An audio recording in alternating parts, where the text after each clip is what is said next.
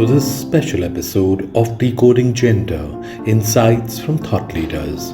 Population First is observing the 16 days of activism against gender based violence, a global campaign from November 25th to December 10th, with a 16-part podcast series that delves into the intersection of gender and critical social issues. Since inception in 2005, Population First has focused on challenging the gendered attitudes that devalue girls and women, fuel discrimination, and perpetuate gender based violence. Gender and disability in India intersect to create unique challenges, with women and girls facing compounded discrimination in education, healthcare, employment, and social inclusion. Cultural stigmas and inadequate infrastructure, especially in rural areas, further marginalize them. They are also at greater risk of gender based violence with limited access to justice. Though advocacy and inclusive policies like the Right of Persons with Disabilities Act 2016 and gender sensitive initiatives are advancing efforts towards equity and inclusion, we still have a long way to go. Joining us today are two distinguished experts: Dr. Meetu Alur, an educator, disability rights activist, and author who advocates for people with disabilities in India.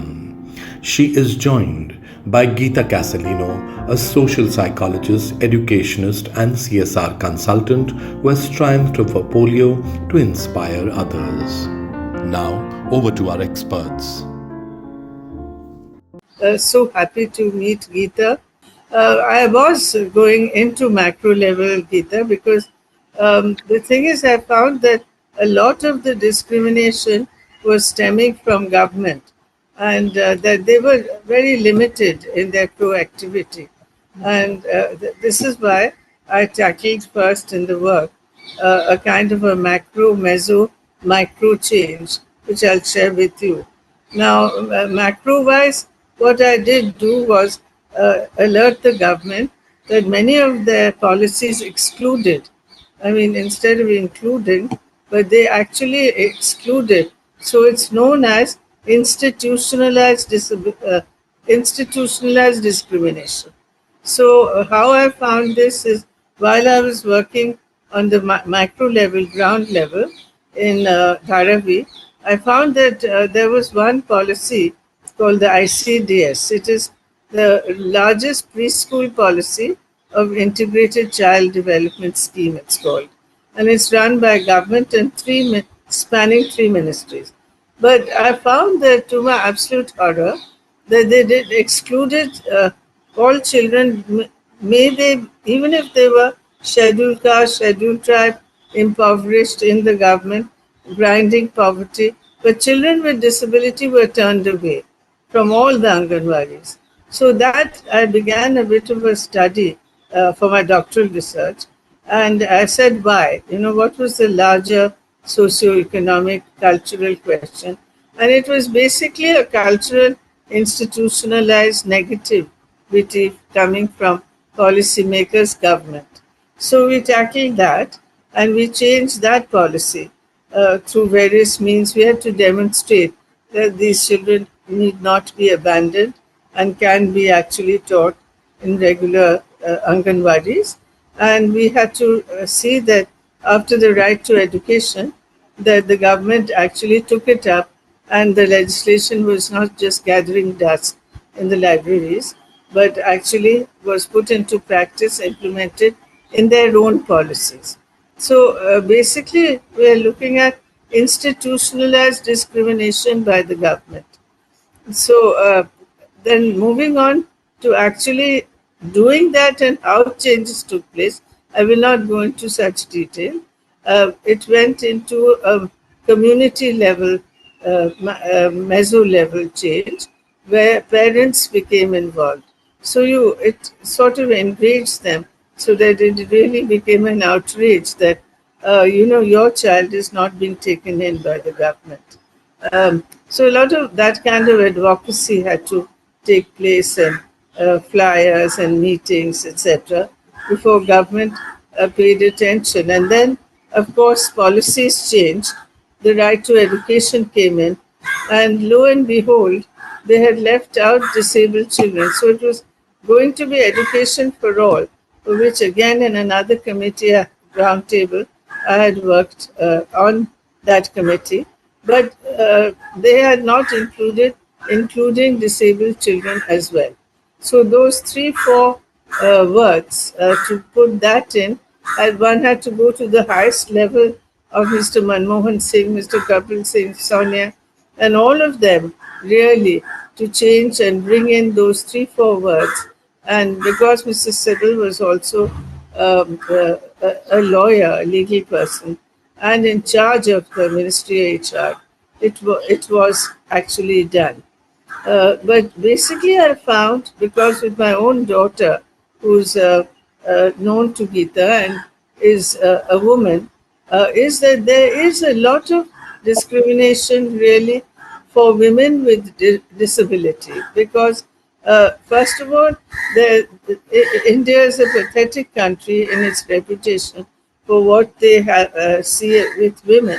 So women are not on par and are beginning their lives with a disadvantaged foot.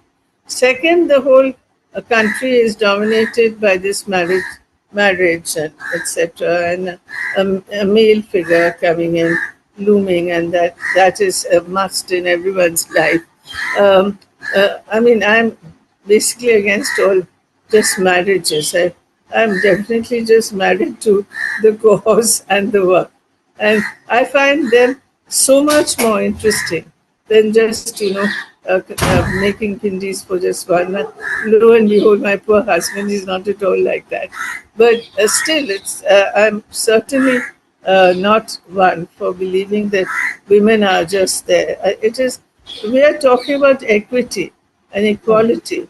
And so there, I would like to also know from Geeta her trials and tribulations here as she went through life, uh, as a woman and woman with disability. I also feel that UNDP has also been last almost 2 decades. It's very much gender equality centric, and last 20 years they've been working on it.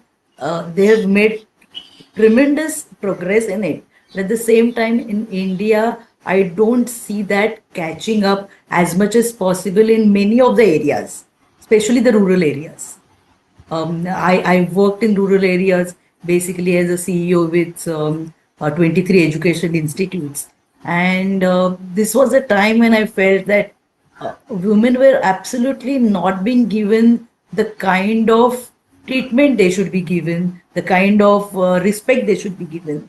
And I just felt it was more basically the social issue than rather than, of course, the policy making, everything happens.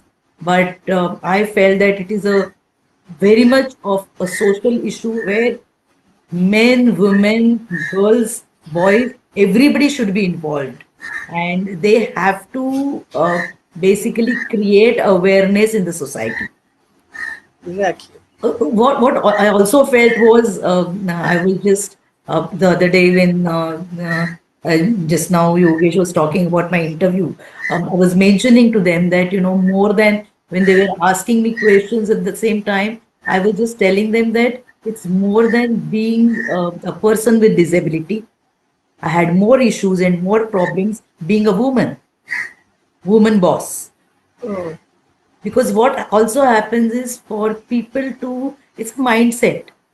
Many of the times, and I'm not generalizing it. There are a lot of men who respect and who agree that there has to be equality to it. But there are quite a few of them who feel very, very I just don't know. They're not free to talk, they're not free to take orders, or they're not free to even discuss certain things, especially professionally. And professionally, when they're doing something, I always feel that there has to be somewhere some kind of an equality, and they need to be also trained, and that training should be given from zero level onward, from home as well as from schools as well. That how gender equality has to be there. exactly. So, do you find this exists amongst the educated lot of people in the corporate area if you moved around professionally. Yes, absolutely. And sometimes I wonder what is education, what when we talk about educated, what is educated? Because many of the times I feel that just qualifications are not enough when it Yeah. comes to how their behavior is, how they actually are in the society, how equally they talk to other people, how even if the other person is equally qualified or they have the knowledge, how to accept that acceptance level also needs to be seen in this. So it's corporate level, it's academics, it's universities everywhere. I feel that there is always there. I think you need to generalize things sometimes because there are very handful of people, handful of men who really are acceptance level. Their acceptance level is higher. So, do you think that it's basically in India, it is, or anywhere in the world, or no, specifically in India, that it is more a gender problem than a Right. gender with disability problem? It is Absolutely. not a Absolutely. gender problem And of being, men yeah, right. thinking women are inferior, and Yes. need not be heard, and it's the man that has to be heard. And so, do you think that that is more like it than gender with disability? Also, what also happens is, first of all, when a girl or a woman is physically challenged, and then suddenly she's also a woman. Yeah, So there are two different ways she has to actually prove herself to others. And that is what is more difficult, I think. As it is, she's been from the time she is born or whenever she's got the disability, from then onwards, she's been proving herself every now and then. And then suddenly a time comes when you are in a position where it's not just a disability, but you are a woman. And then people have to think about both the things. Oh, she's disabled or she's young, and at the same time, she's a woman. So, two things together to carry, it's quite a challenging thing. yeah. So I think that it would be quite. I mean, are you married? Yes. Because I was just talking about that and how marriage orientated the place, and Yeah, but that's exactly what I mean. Very few people, I think, and I'm also married to a so-called normal person, and yeah, it's yeah. like very, very difficult when it comes to, I think, men with disability and women with disability. It's again a different thing. I think I've been brought up in such a atmosphere that when I see other people who are disabled, I feel, oh, they are disabled, but I'm not, that kind of a thing that I still Yeah. find myself very, very normal. But at the same time, I feel that there are definitely discriminations, and with men with disabilities have different kinds of how people look at it and how people look at it at a woman who's got disabilities, basically. So with when we're Did talking you do about you find marriages, and do you find that you had a very nurturing, supportive family? absolutely, and it was more to do with a lot of importance on education, and my family has always believed in me of not expecting anything either from the government or from the others, but just stand on your own 2 feet and just do what you want to do. Once you have the capacity, and I have also realized this in our country that you have money, you have everything. Mm. You just pay for it and you get it. Right, right, It's yeah. that kind of a thing. Because if you do not have that kind of societal status, if you do not have that kind of background where you are in a position now. I was a CEO, I was a director and things like that. And because of that, I was looked upon and treated very differently than with others. So, definitely there is discrimination, but it never happened with me after a certain period, because then that was the time when I started to basically people knew what kind of work I'm doing, and then the disability remained at the background at the same time as a woman also. Um, well, I've sort of started looking at disability as a whole, Okay, to space out that, I would definitely say that right from the beginning, you need the family support, and I was actually going for the family because a couple of things that I have found disabled people, adults, etc., where people they've said that how their families were very ashamed, you know, and right from the beginning, it was the mother and the father that made the child feel, or the person feel, that oh, you're disabled, you know, we have all this thirst and everything, usual stuff, retribution for sins and all that things that they believe in, that because of you, you know, in the sense that you have brought this sort of thing on our families. So, fortunately for Malini and say Geeta, this did not happen because they had a nurturing, educated family, and so they are what they are, pretty confident CEOs, and they've got a voice in society. But I have also come across where right from the beginning, the parents have started saying, "Oh, you're disabled, and you know all this is because of you," and stuff like that, and the person has really gone through all that. That's very sad, really, Absolutely. Yogesh and Geeta. That's difficult to combat because then you really go into the inner conflicts of the family, and why they're so ashamed, etc. And then you come to the larger whole of the community. So coming really back to any neuro rehab, you know, now I generally work for all disability, you know, so I don't really, because the demonstration model has proven that you have to have certain specialized professional care, that is treatment combined with education, and it is best not to put it into a hospital setup. It is best to put it into a social setup like a school, you know. And now with RTE coming in, you have to think of resource support outside special schools. Special schools are out. You must not touch special schools. Go into regular schools and Right. see that people are mainstreamed, and then give the resource support to the heads and to the teachers and the siblings and the parents there. So that's the new orthodoxy now. It's not really now special schools needing only special treatment. That people have understood. But what is harder is society. What Right. is harder is policies, like you have huge policies in the HR ministry, huge organizations running 6 million teachers, etc. But they have to include the teaching of teachers for the paramedical colleges, include the teaching of paramedics on what when the functioning is different and it's non-functioning in the normal way.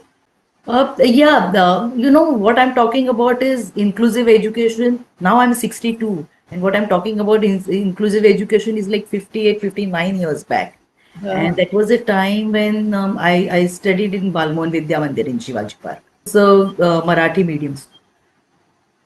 And there actually, because at that time I had severe polio, I had both my lower limbs were paralyzed, my hand was paralyzed, and I had lost my speech also. So my mother would every time bring me to the school, and she was allowed to sit, especially in junior KG, she was allowed to sit outside the class. So by any chance, if I have to use the washroom or anything, then I can be picked up by her and taken in like that. And that time the awareness was not much, but a lot of polio patients actually. And after about 10 days of school, there were about 11 parents who got together and went to the principal and gave a letter saying that we would want this girl to be out of the school because it might affect our children. And to a certain extent, when I'm talking about it today, I feel that maybe there could be, but at the same time, they could also be thinking about it that what if my child becomes severely disabled later on in life? It should not, God forbid, it never happens with anybody. But also, they had this kind of feeling, and the principal called my parents and said, this is what, and I'm not for it, but I just wanted you to be aware about this, that this is what is happening, and the parents had come, but I'm going to deal with them the way I have to. And my father had said, if you want, I will come and I will convince them. And he said, no, but I just wanted you to be aware about it. And when the parent, and I, to tell you the truth, that I did not know till I finished my SSC that this is what had happened. And this also the principal told me when I finished my 10th standard results, and me and my mother went to meet the principal, saying that I have passed it with good colors and things like that. So that was a time he had tears in his eye and said, I don't know whether any time your parents have told you about this, but now I will tell you this story, that I had 10 certificates, 10 living certificates ready with me when I met those parents and said that this girl will remain here, but I can give you admission in other schools, but you can leave from here. Oh, sweet. What a And only unusual, 3 students remain, the rest of the children, they were taken out. what an unusual So this principle. is something which I always tell people whenever for any conferences, like especially for inclusive education. Even today, after 50, 55 years also, we are still fighting over inclusive education, Yes. which I feel is sad.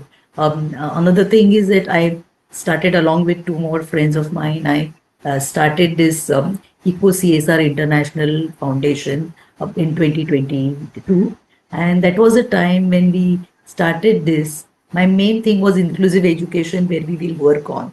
Uh, Corporates always say that we are working for education, but for me, I feel that education is starts from zero level.